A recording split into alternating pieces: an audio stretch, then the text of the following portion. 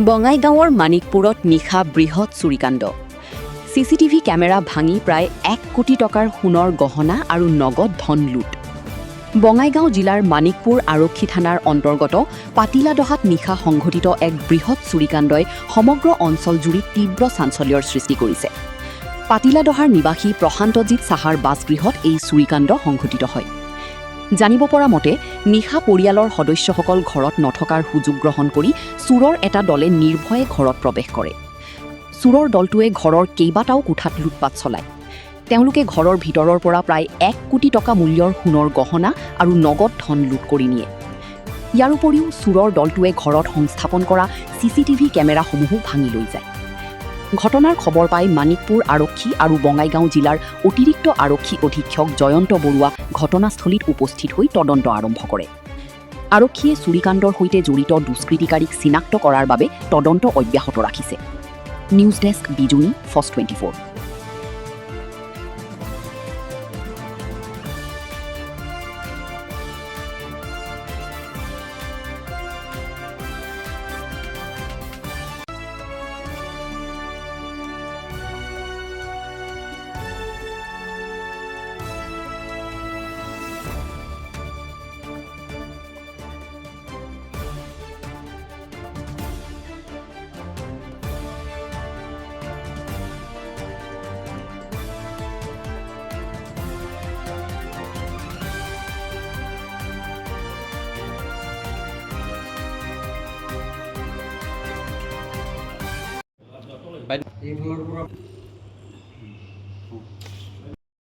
পুলিচে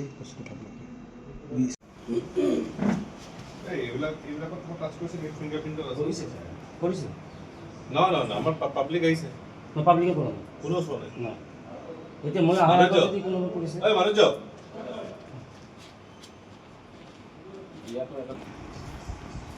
মানে আমি পুলিচে টাস্ক কৰিছে নাই নাই আমি এইটো কৰা আছিল নাই কৰা বুলি কৈছে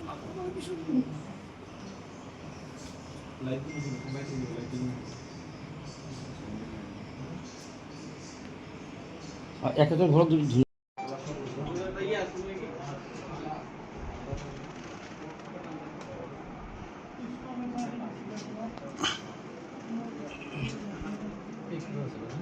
সব সব ঘর কিচেন পর্যন্ত উল্টা মুখে সব ব্যাগটা উল্টা উল্টা আছে না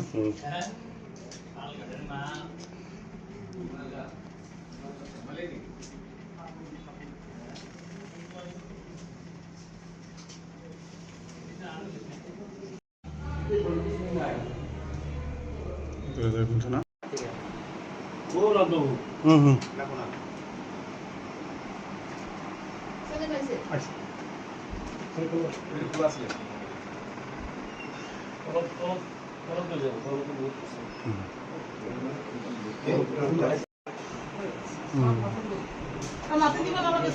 একটু পুলিশে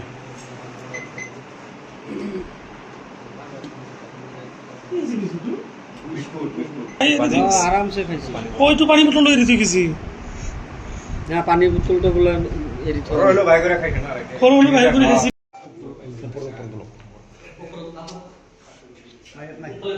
আমাৰ লগত হ'ব আমাক না না না বেলেগ একো নাই তাৰমানে আৰক্ষী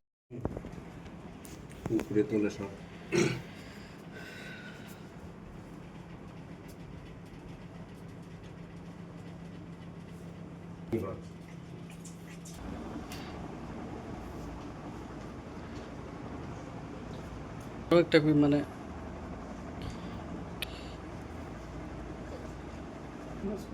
কেন জানে ৰুমেৰ মধ্যে ক্যামেৰা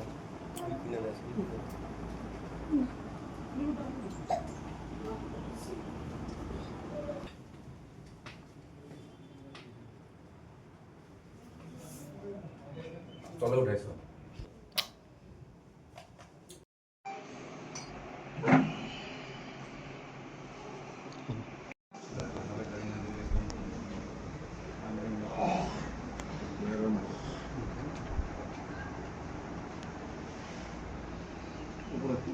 খোলা আছে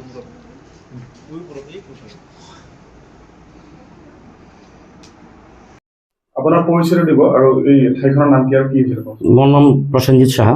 মই পাতিলা দহাৰ মোৰ এখন হাৰ্ডৱেৰ দোকান আছে, এটা সত্ৰাধিকাৰ মই হয়। আৰু এইটো পাতিলা দহা বজাৰ, মেইন বজাৰ হয়। আৰু কি হৈছে যোৱা নিশা? যোৱা নিশা আমি ঘৰত নাছিলোঁ। আমাৰ ইয়াতে তলত এটা ভাড়াতীয়া দিয়া আছে টেট মাষ্টাৰনী, তেওঁলোকক মানে বন্ধৰ কাৰণে তেওঁলোকে তেওঁ নিজৰ ঘৰত গুচি গৈছিলে। সেই সুযোগত তেওঁলোক মানে ডাকাতৰ দলটো আহি লণ্ডভণ্ড কৰি গ্ৰিল ভাঙি পেলাই আমাৰ ঘৰৰ যিমান মানে অলংকাৰ আছে, কিছু টকা পইচাও আছিলে মোৰ দোকানত, যিহেতু মই এজন দোকানী, সেই চব পইচা পাতি টকা পইচা আৰু আপোনাৰ সোণাৰ অলংকাৰবিলাক লৈ গুচি গৈছে।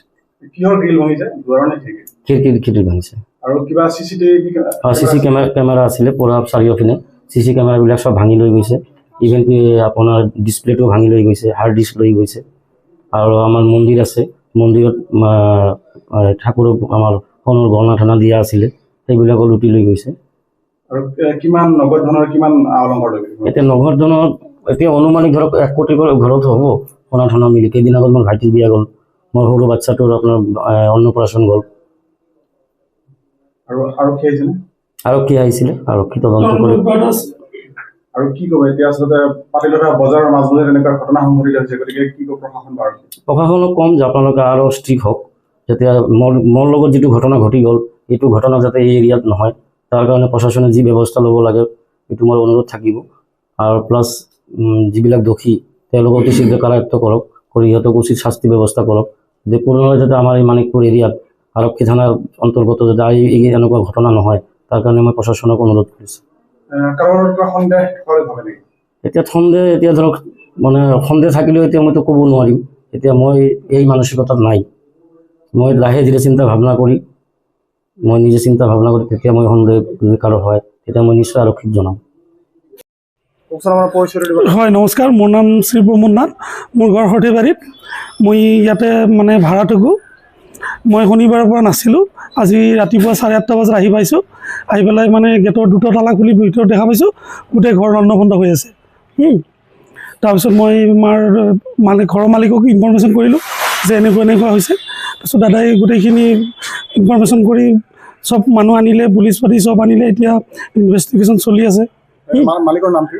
প্ৰসেনজিৎ সাহা। আৰু আপোনাৰ পৰা কি নিছে? আমাৰ নিচে মোৰ মিছেছৰ কাণৰ সোণা এযোৰ আৰু আঙুঠি আছিলে, কেছ নাছিলে। আমাৰ ৰুমৰ এইখিনি আছিলে, যিখিনি আছিলে সেইখিনিয়ে লৈ গৈছে। আৰু মালিকৰ কি নিয়া বুলি?